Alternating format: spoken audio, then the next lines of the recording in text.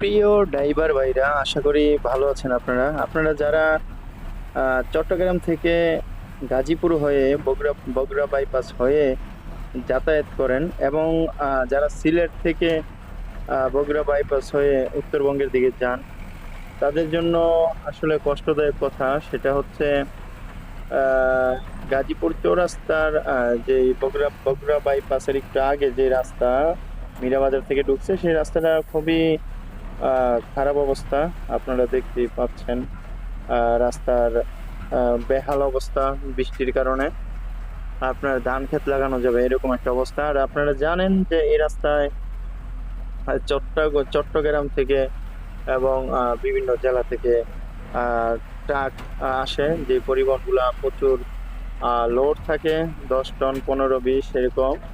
তো সেই ট্রাক গুলার আসলে যাতায়াতের জন্য এই রাস্তাটা বর্তমানে খুবই আতঙ্কের নাম। সেটা বেশি না, 1/2 কিলোর মতন হবে এমন রাস্তাটা। আপনার বড় বড় গর্ত, এবং যদি বৃষ্টি আসে সেক্ষেত্রে কোনখানে গর্ত আছে কোনখানে ইয়ে আছে বোঝা যায় না। আমার সামনে একটা সিএনজি কিন্তু আহ, আটকে আছে, সে উঠতে পারতেছে না। তো রাস্তায় আসলে একটা গাড়ি যখন ডাবে, উম, তখন কিন্তু খুব কষ্ট হয়, এবং আপনার পাতিও ভাঙতে পারে। তাই যদি আপনাদের সম্ভব হয়, আপনারা টঙ্গী হয়ে আসতে পারেন। উত্তরবঙ্গের দিকে যারা যাবেন, টঙ্গী হয়ে যখন যাবেন তখন আপনাদের আশা করা যায় কোনো সমস্যা হবে না।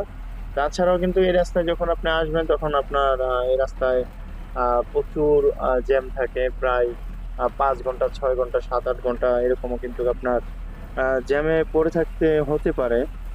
আহ, তো আজকে আমি যখন যাচ্ছি, আহ, 2 দিন আগে যখন বৃষ্টি প্রচুর ছিল তখন আহ, প্রচুর জ্যাম ছিল। তো আজকে আপনারা কিন্তু আমার ডান পাশেই গাড়ি কিন্তু দেখতে পাচ্ছেন যে গাড়ি চলাচল থেমে আছে জ্যামের মধ্যে। যেহেতু রাস্তা খুবই খারাপ অবস্থা, সে কারণে আহ, তারা খুব ধীর গতিতে কিন্তু গাড়িগুলা সামনের দিকে যাচ্ছে। সেজন্য তীব্র জ্যামের সৃষ্টি। তো আজকে আমার চোখে তেমন একটা জ্যাম পড়ে নাই। আজকে মোটামুটি স্বাভাবিক আছে। তো বৃষ্টি হলেই আবার এই রাস্তাটা কিন্তু আহ মোটামুটি একটা ভয়ের ব্যাপার। যে লোড গাড়ি যারা আছে তাদের জন্য ভয়ের ব্যাপার।